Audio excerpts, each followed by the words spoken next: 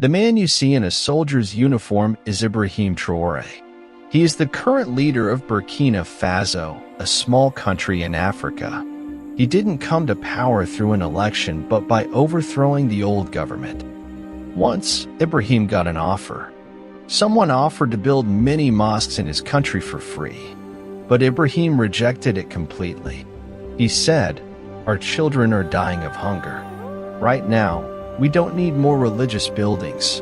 We need schools, roads, and hospitals first. We can take care of our faith ourselves." Even though Burkina Faso is small, Ibrahim is now one of the most popular leaders in Africa.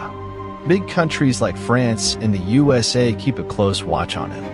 His story explains a hidden side of Africa that most people in the world don't know. When the colonial powers left Africa, they didn't leave true freedom behind.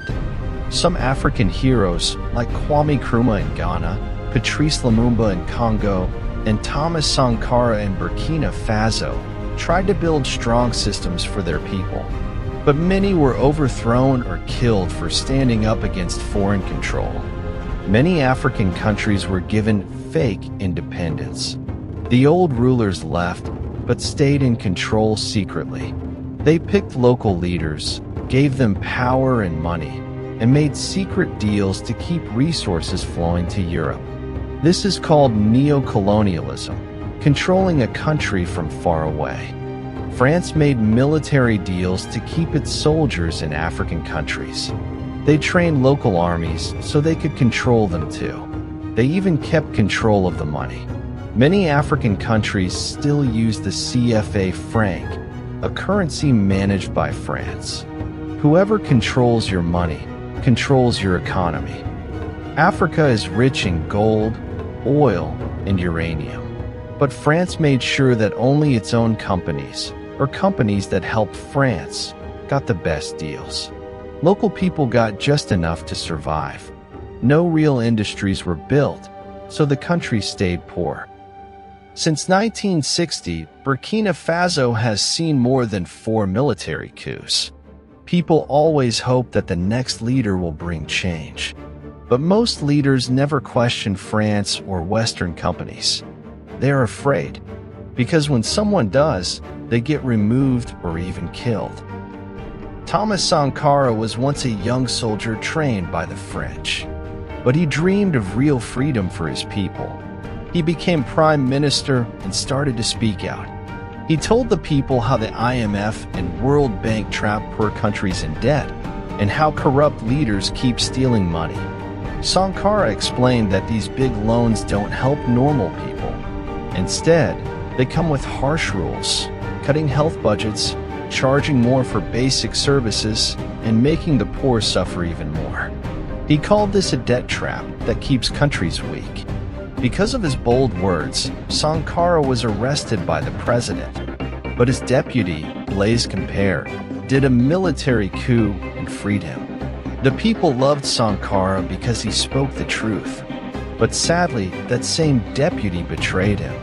Sankara and 14 others were gunned down and secretly buried. The people were shocked and angry, but nothing changed. Blaise Compaoré ruled for decades, living a luxurious life until 2014. When anger rose again, he had to flee the country. After Compaoré left, Burkina Faso tried democracy. But it's a poor country with many problems. 65% of people are Muslim, 20 to 25% are Christian. They lived peacefully for years. But after 2014, jihadist groups entered. Terrorist attacks became common for the first time. In 2022, a young soldier named Ibrahim Traoré rose up. Like Sankara, he was only about 37 years old. He led a coup and took over the country. He rejected IMF and World Bank loans and promised to fight jihadists strongly. Ibrahim doesn't live in luxury. He wears a simple soldier's uniform, doesn't drive fancy cars, and says things the poor can connect with. On social media like TikTok, his videos spread fast, making him even more popular. When someone offered to build mosques for free, Ibrahim said no. He said, "We need hospitals, schools, and food for our children more than we need new mosques." Ibrahim doesn't trust Western countries. He only has a small alliance with Russia's Putin. He wants to remove the CFA franc currency completely because he believes it blocks their growth. Even though he follows Sunni Islam, he doesn't support jihadists. And he doesn't support Western control either. That's why poor people connect with him deeply. One of his biggest actions was telling the French troops to leave Burkina Faso. He wants foreign armies out of his land. Some people fear he is just another dictator who might one day love power and luxury like the old leaders.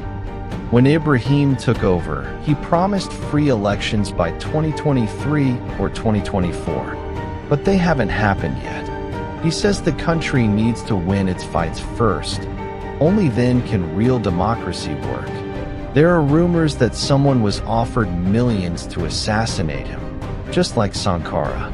But the person refused, saying, "Before I betray Ibrahim, I'd rather die myself." This is not about money. This is about revolution. No one knows what the future holds. Will Ibrahim Traoré really free his country and inspire Africa? Or will he just become another dictator who enjoys power? Only time will tell.